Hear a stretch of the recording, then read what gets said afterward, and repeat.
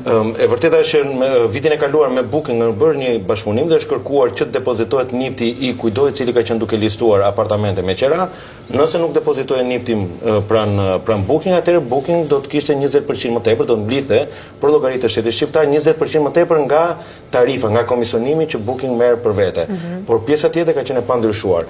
Në momentin që do të formalizohet si treg, do të vazhdojë të jetë si biznes, do të paguhet taksa, siç janë tatimi mbi të ardhur që ka për shkallëzimin e vet, pra deri në 100 milion dhe pastaj 100 milion, 120 milion. Pra deri në 100 milion ti mund të funksionosh si një biznes i vogël. Deri në 100 milion je zero tatim fitimi dhe zero TVSH. Në momentin që kalon, nuk është vetëm për Booking, është për gjitha bizneset. Pra nuk është vetëm për Airbnb, është për gjitha bizneset. Në momentin që kalon 100 milionshin, ke për shkallëzimin që futesh pjesë e skemës TVSH dhe më pas ke edhe tatimin mbi 100 milionshin duhet të kesh disa njësi Airbnb apo jo, besoj. Le të themi statistikat e sotshme, pra teksa po shikojmë në mëngjes AirDNA, në Tiranë duhet të jenë diku tek 5300 njësi, në Durrës duhet të jenë 3200 njësi të listuara, në Vlorë diku 9500 njësi të listuara. 9500. Po, mesatarisht Shqipëria 21000 që duhet të jenë vetëm në Airbnb. Po të fushës dhe pjesën e Booking, duke hequr mbi vendosjen, duhet të jemi 30-31.000 në ditë. Mund të jenë në gjithë Shqipërinë, se mund të jemi vendosur. Mesatarja e Tiranës ka qenë dikur në 12 mujorshin, për të themi krahasim 12 muaj me 12 muaj, 2023-2024 ka qenë diku tek 9000 euro, sot është diku tek 7600 euro. Shkurt 2024 me shkurt 2025. Jashtë Tiranës kryesisht ka qenë 10-11.000, pra po themi për vende turistike si Durrësi, Vlora, Saranda. Në fund të ditës gjithsecili do duhet të bëjë llogarit vet. Pra me një shtëpi i bie që të kesh 600-700 euro në muaj të ardhur. Nga ky 600-700 euro në muaj të ardhur, ti do duhet bësh analiza se pjesë ngelet fitimi dhe të përgatitesh që nesër pas nesër do të taksohesh, pra me nivelet. Po, shiko, e para njëherë kjo çështja e tatimit duhet sqaruar një herë mirë.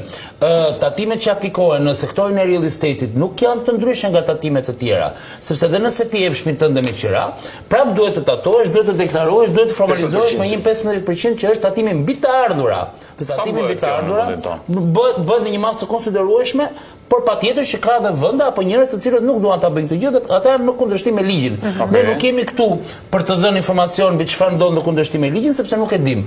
Por patjetër që si në çdo fusha të tjera të ekonomisë, si në Shqipëri dhe në të gjithë botën, informaliteti ekziston. Dhe sigurisht duke qenë se bota ka përvojë më të madhe në sistemet e ndërgjegjësimit dhe në sistemet mbrojtëse, si në çdo fushë të ekonomisë, edhe në sistemin e real estate-it, informaliteti në Shqipëri është pak më i madh se në Europën perëndimore. Por nuk është ky thelbi. Thelbi është njerëzit që nëse ata duan një ditë të bëjnë një biznes për ta dhënë shtëpinë e tyre me qira ditore, çfarë i pret për ta bërë një gjë të tillë? Përveç investimit të tjera që ajo është çështja e planit të tyre të biznesit, nëse duan ta blejnë pronën, nëse duan ta bëjnë në pronën aktuale, nëse duan ta marrin pronën me qira vetë ta japin me ditorin, kjo është një çështje shumë personale.